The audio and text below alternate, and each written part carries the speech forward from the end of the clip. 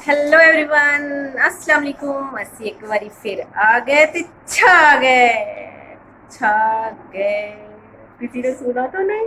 Hello everyone, अस्सलाम वालेकुम। कैसे हैं आप सब लोग? उम्मीद करती हूँ अच्छे होंगे। अल्लाह ताला आपको हमेशा खुश रखे और आपकी ज़िंदगी में आने वाला हर लम्हा आपके लिए खुशियों का बायस बने।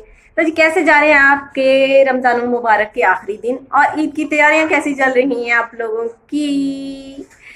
तो जी, हमारी तो अच्छी चल रही हैं अल्हम्दुलिल्लाह से। और आज मैं आप लोगों के लिए लेके आई हूँ एक ब्रांड न्यू वीडियो। और इस वीडियो में मैं आप लोगों को बताऊंगी कि हम लोग 10 से 12 साल की बच्ची की ड्रेस की डिजाइनिंग अच्छे से और सिंपली से कैसे तैयार कर सकते हैं। और इसके लिए हमें जाना पड़ेगा कटिंग बोर्ड पे। तो आइए चलते हैं टीचू। और अब हम आ चुके हैं अपने कटिंग बोर्ड पे।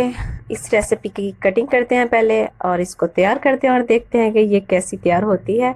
आप मेरे साथ रहें और इसकी कटिंग और स्टिचिंग देखें मेरे साथ और बताएं मुझे कि आप लोगों को कैसी लगी। तो जी, सबसे पहले हम अब इसकी शर्ट पीस जो है वो उसकी कटिंग करेंगे।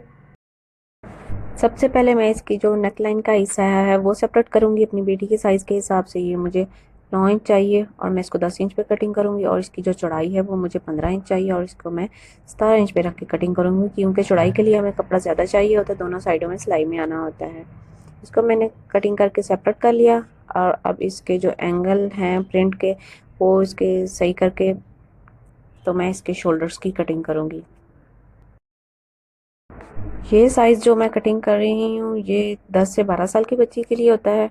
आप लोग भी 10 से 12 साल की बच्ची की इस साइज़ पे कटिंग और स्टिचिंग कर सकते हैं। बहुत ही इजी और यूनिक स्टाइल है ये जो हम तैयार करने लगे हैं। बहुत जल्दी तैयार हो जाता है, हमें बस कुछ आइडिया चाहिए होता है और उसके अलावा हम अपना काम अच्छे से कर सकते हैं। अब मैं इसके जो शोल्डर्स हैं उनके फ्रंट साइड की कटिंग कर रही हूँ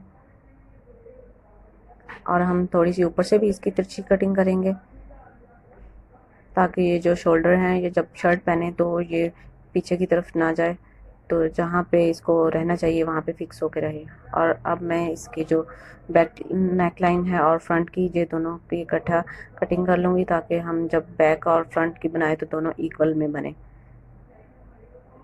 तो ये हमारी कटिंग हो गई है। अब हम इसकी जो नीचे वाला हिस्सा है शर्ट का वो हम कटिंग करते हैं। इसका जो नीचे वाला हिस्सा है फ्रॉक का वो मुझे चाहिए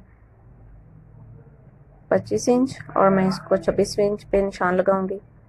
और इसको अब मैं डबल करके दोनों साइडें इकट्ठी इसकी कटिंग कर लूँगी। और अब यहाँ पे मैं इसकी फ्रंट और बैक साइड को सेपरेट कर लूँगी।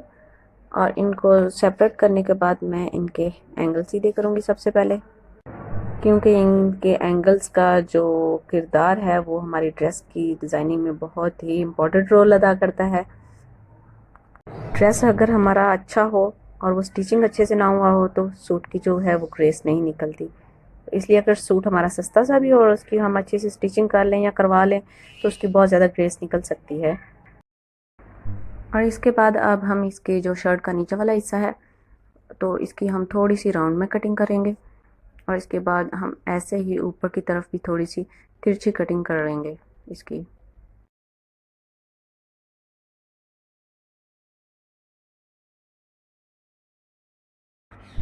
ऊपर वाले हिस्से की कटिंग करने के बाद इसके दरमियान में हम एक छोटा सा निशान लगाएंगे कुछ इस तरह से, क्योंकि ये हमें आइडिया हो कि ये बिल्कुल इसके सेंटर में है। क्योंकि इसके सेंटर में बिल्कुल हमने एक बड़ा सा प्लेट बॉक्स बनाना है और हम इसको उसके बाद हमने इसको इसके साथ जोड़ देना है ऊपर वाले हिस्से के साथ। कटिंग हमारी हो गई है कुछ कुछ और अब हम इसकी स्टिचिंग की तरफ चलते हैं।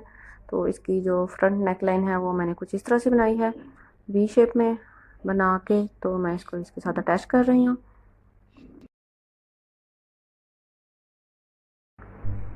इसकी जो नेक लाइन है वो शर्ट के साथ अटैच करके अब हम इसको दरमियान में से कटिंग कर लेंगे एक्स्ट्रा कपड़ा और उसके बाद हम इसको सीधा कर लेंगे।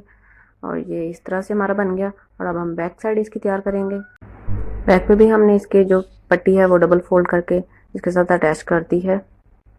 मुझे स्टिचिंग के जो व्यू हैं वो लेने बहुत ही ज़्यादा मुश्किल लग रहे थे, तो इसके बाद मैंने सोचा कि मैं जो स्टिचिंग के व्यू हैं वो नहीं लूँगी, बस जस्ट जो तैयार हो जाएगा बस उसका जो क्लिप है वो आपको दिखा दूँगी। तो इस तरह से हमने इसके जो नेकलाइन है इस पर लेस रख के लगाई और नीचे ये प्लेट बॉक्स बना दिया।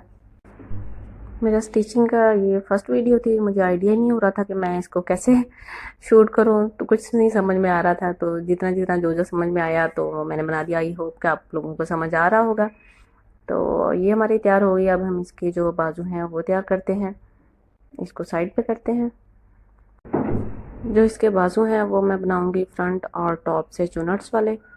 और बाजू की भी कटिंग से पहले मैं इसके एंगल सीधे करूँगी और इसके बाद इसकी कटिंग करती हूँ। इसकी कटिंग से पहले मैं इसका जो एक्स्ट्रा कपड़ा है वो फ्रंट से सेपरेट कर रही हूँ। और इसकी जो कटिंग है वो ऐसे ज़्यादा कपड़ा लेके हमने करनी है ताकि चोनट्स बने। और ये खुले खुले जो पफ वाले बाजू होते हैं उस रिलेटेड है थोड़ा सा। कि मैं शोल्डर की कटिंग कर रही हूँ यहाँ से, और इसका भी मैं यहाँ से बस जस्ट जो है वो इक्वल कर लूँगी कपड़ा, और इसकी मैं कटिंग यहाँ से नहीं करूँगी। चोनट्स वाले बाजू बनाने के लिए मैं इसके फ्रंट पे और टॉप पे दोनों साइडों पे दो दो सिलाइयाँ लगाऊंगी, और वो भी मैं आपको लगा के दिखाती हूँ। इससे पहले मैं इसकी जो सेंटर है इस पे भी निशान लगा लूँगी ताकि हम जब बाजू लगाएं तो हमें मसला ना हो। और ये अब मैंने सिलाई यहाँ पे लगा के आ चुकी हूँ, इस तरह से डबल सिलाई। और अब हम इसकी जो उल्टी साइड है वहाँ से पकड़ के इसका धागा खींच के इसका बनाएंगे चुनट्स। जो धागे हैं वो हमने दोनों इकट्ठे पकड़ के खींचने हैं ताकि इक्वल से चुनट्स बने और नीटनेस के साथ बने। ये अब देख रहे हैं कि जैसे मैं बना रही हूँ, धागा हमने जो है कपड़े के उल्टी साइड से पकड़ना है। दोनों धागे इकट्ठे पकड़ने हैं और उल्टी साइड से पकड़ने हैं, और इसको हम अपनी मर्ज़ी से एडजस्ट कर लेंगे बाद में। चुनट्स को हमने ज़्यादा जो है वो सेंटर में रखना है, चाहे ये टॉप की साइड से हो चाहे फ्रंट की साइड से हो। तो ये मैंने फ्रंट की और टॉप की साइड से पे दोनों पे चुनट्स बना ली हैं। अब मैं इसके फ्रंट पे लगाऊंगी कपड़ा मैं नीचे वाली साइड पे रख के लगाऊंगी और इसको ऊपर वाली साइड पे फोल्ड कर दूंगी इस तरह से।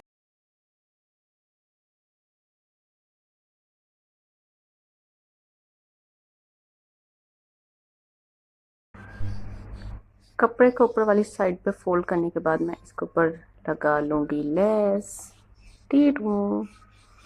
ये देखें, मेरी स्पीडें देखें बस आप। तो ये हमारे दोनों जो बाजू हैं ये भी तैयार हो गए हैं। और मैं स्टिचिंग के व्यू इसलिए भी नहीं ले रही थी क्योंकि वीडियो भी बहुत ज़्यादा लंबी हो रही थी और मुझे कुछ समझ भी नहीं आ रही थी कि मैं वो स्टिचिंग वाले जो व्यू हैं वो कैसे शूट करूं।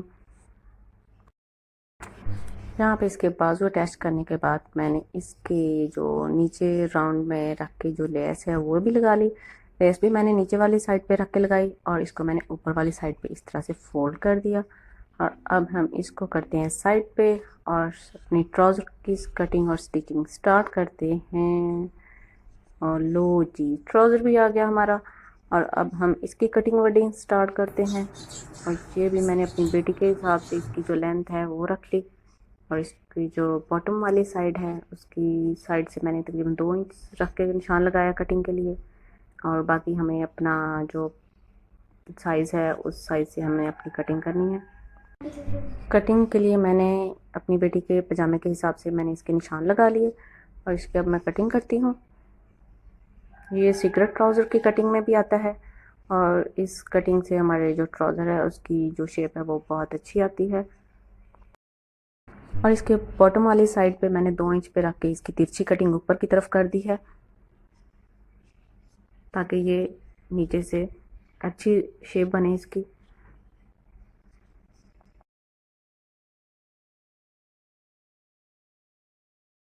और अब ये जो मैं इसकी कटिंग करने जा रही हूँ ये बहुत ही सीक्रेट है क्योंकि ज़्यादातर हम ये गलती कर लेते हैं कि हम ये जो कटिंग है ये हम बॉटम वाली साइड से करते हैं, लेकिन ये हमें दूसरी साइड से करनी होती है और ये इस तरह से होती है। और अब इसकी साइडों पे सिलाइयाँ जो हैं वो लगा के मैं आती हूँ और बॉटम पे लेस लगा के आपको दिखाती हूँ। ये भी हो गई हमारी तैयार और नीचे से भी मैंने इसको फोल्ड कर लिया है।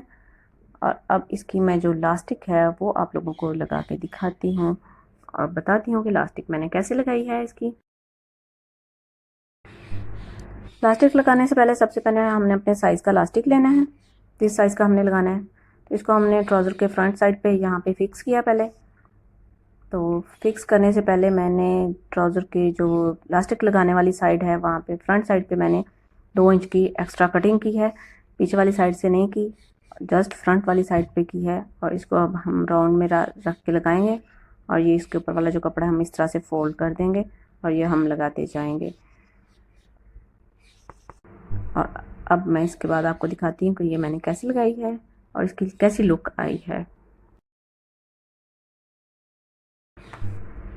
ये इलास्टिक मैंने इसके अंदर रख के लगा लिया है और अब हम इसके जो चुनट्स हैं वो इक्वल करके और उसके बाद हम इसकी लगाएंगे सिलाई इसके ऊपर। कुछ लोग इसके सेंटर में सिलाई लगाते हैं तो कुछ लोग इसके टॉप पे सिलाई लगाते हैं। मैं इसके टॉप पे सिलाई लगाऊंगी क्योंकि मुझे वो ज़्यादा अच्छी लगती है। इस तरह से ये अब हमारा जो ट्राउज़र है वो भी तैयार हो गया। बस मेरी आप स्पिटें देखते जाएं, बाकी छोड़ें सब। तो जी ये इस ड्रेस की फाइनल लुक आ गई है हमारे सामने, तैयार हो के पक के एकदम देग में से ताज़ा ताज़ा निकली है।